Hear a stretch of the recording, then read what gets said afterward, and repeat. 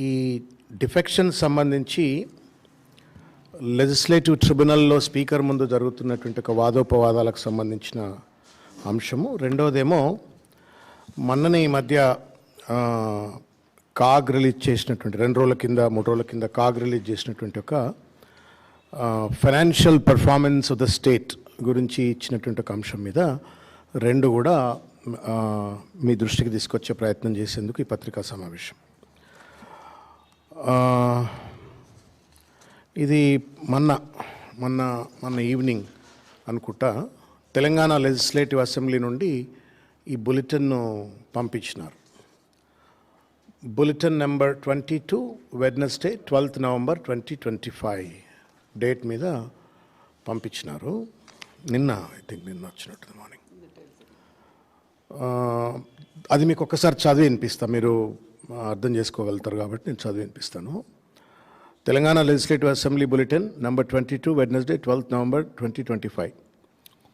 In view of the disqualification petitions being taken up for hearing by the Honorable Speaker and Chairman, Tribunal under 10th Schedule of the Constitution of India, while tribunal proceedings are going on in the premises of Telangana Legislature buildings, as directed by the competent authority, the following instructions will be in force on 14th and 15th November 2025.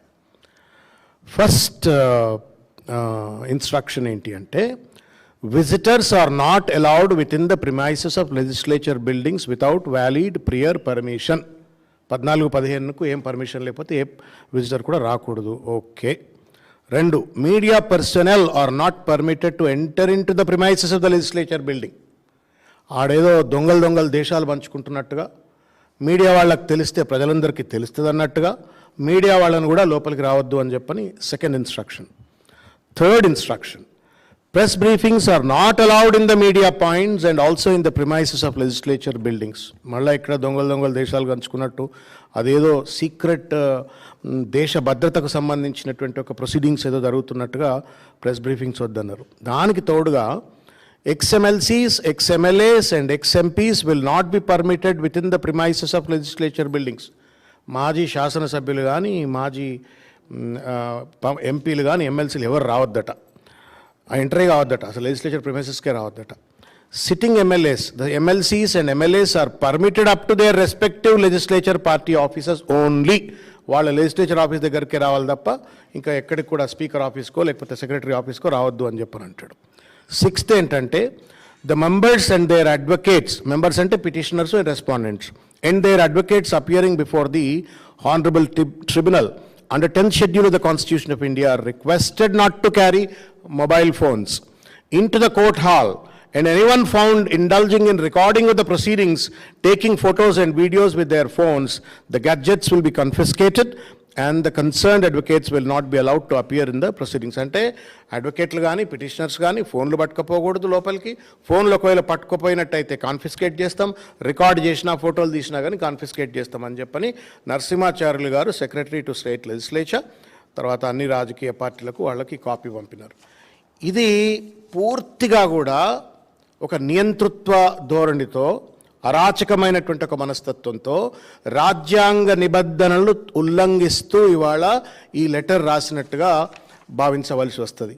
మెడకాయ మీద తలకాయ ఉన్న వాళ్ళు ఎవరు కూడా, anybody who believes in democracy, anybody who believes in constitution, anybody who understands that there must be a transparency in the execution of the justice, న్యాయాన్ని ఇచ్చేటువంటి యొక్క ప్రొసీడింగ్స్లలో తప్పనిసరిగా పారదర్శకత ఉండాలా అని రాజ్యాంగ నిబంధనలపైన నమ్మకం ఉన్న వాళ్ళు ఎవరు కూడా ఇటువంటి యొక్క నోటీసులు ఇవ్వరు. గతంలో కూడా ఇట్లా చేసినారు. Somewhere I think it missed out of my sight. And ఇప్పుడు చూస్తే బాధ కలిగించే అంశం ఏంటంటే, సుప్రీంకోర్ట్ ఆఫ్ ఇండియా మొబైల్ లోపలికి పట్టుకొని పోవచ్చు మీరు, ఎక్సెప్టింగ్ ఒక పిటిషనర్స్ కానీ రెస్పాండెంట్స్ కానీ అడ్వకేట్లు కానీ మొబైల్ లోపల తీసుకుపోవచ్చు. లైవ్ టెలికాస్ట్, కాన్స్టిట్యూషనల్ బెంచ్ 5 బెంచ్లు అడ్వకేట్ జడ్జిలు కూర్చునేటువంటి ఒక కాన్స్టిట్యూషనల్ బెంచ్ కూడా మొత్తం లైవ్ టెలికాస్ట్ ఉంటుంది. All high courts live telecast, all legal tribunals live telecast. ఇక్కడ కూర్చొని మనము చెన్నైలో ఉన్నటువంటి ఒక ఎన్సిఎల్టీకి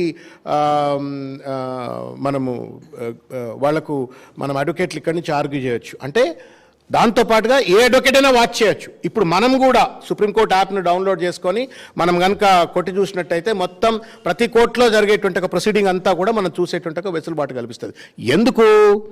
న్యాయం ఇవ్వడమే కాదు, న్యాయం పారదర్శకతగా ఇవ్వాలా, ప్రజలకు అర్థమయ్యేటువంటి ఒక రీతిలో న్యాయం చెప్పాలా అన్నటువంటి ఒక ధర్మసూత్రాలతో అన్ని కోర్టుల్లో, అన్ని ట్రిబ్యునళ్లలో ఒక లైవ్ టెలికాస్ట్ ఉంటుంది. ఎవరైనా ఎప్పుడైనా చూసుకునేటువంటి ఒక అవకాశం ఉంటుంది. అందుకే మనం పోతే వెనుక గ్యాలరీ ఉంటుంది హైకోర్టులో, పోయి కూర్చోవచ్చు అక్కడ. మనం అడ్వకేట్ వేసి నల్లకోట వేసుకుంటే ఎవడైనా సరే ముందు కూర్చోవచ్చు. మరి ఏం సీక్రెట్ ప్రొసీడింగ్స్ ఉన్నాయి స్పీకర్ గారి ముందు? ఈ ఎమ్మెల్యే, ఇంకొకటి, నేను ఓటర్ని, ఖైరతాబాద్ ఓటర్ని ఫర్ ఎగ్జాంపుల్, దానం నాగేందర్, నేను ఆయన కోటేసిన 2023 ఎన్నికల్లో నేను ఆయన కోటేసిన. నేను ఓటేసిన దానికి భిన్నంగా ఆయన పార్టీని మారిపోయినాడు. మారిపోయిన తర్వాత ఆయన పైన, ఆ పార్టీ మారిన తీరు పైన స్పీకర్ ముందు న్యాయ విచారణ జరుగుతుంటే ఒక ఓటర్గా నేనెందుకు చూడొద్దు? సిటిజన్కి ఎందుకు రైట్ లేదు? నువ్వు అడ్వకేట్లు ఉండొద్దు అంటున్నావు, ఓటరు ఉండొద్దు అంటున్నావు, సిటిజన్స్ ఉండొద్దు అంటున్నావు, కనీసం లైవ్ టెలికాస్ట్ ఉండొద్దు అంటున్నావు. ఇదేమన్నా గూడు పుట్టానా? ఇదేమన్నా ఎవరిని ప్రొటెక్ట్ చేయాలని చెప్పని ప్రభుత్వం వ్యవహరిస్తూ ఉన్నది? ఎవరిని ఆదేశాల మేరకు స్పీకర్ గారు ఇటువంటి పనికిరాని ఆర్డర్ని ఇచ్చినారు? స్పీకర్ గారు అంటే మాకు గౌరవం, but I don't think he's working according to his conscience. ఆయన రాజ్యాంగ ధర్మం ప్రకారంగా పనిచేస్తలేరు, రేవంత్ రెడ్డి గారి ధర్మం ప్రకారంగా పనిచేస్తున్నట్టుగా ఉంది. ఈ లేఖ ఎందుకు అడుగుతారు, క్రాస్ ఎగ్జామినేషన్ చేస్తారు. ఒట్టి అబద్ధాలు ఆడుతున్నారు, పచ్చి అబద్ధాలు ఆడుతున్నారు. వాళ్ళు పార్టీ మారినటువంటి వాళ్ళు పచ్చి అబద్ధాలు ఆడుతున్నారు. వాళ్ళని బట్టలు ఇప్పేస్తా ఉన్నారు అడ్వకేట్లు, మొత్తం నేకెడ్గా వాళ్ళని బట్టలు ఇప్పేస్తా ఉన్నారు. స్పీకర్ ముందు జరిగినటువంటి ఒక వాదోపవాదాల్లో నీళ్లు నములుతున్నారు. మా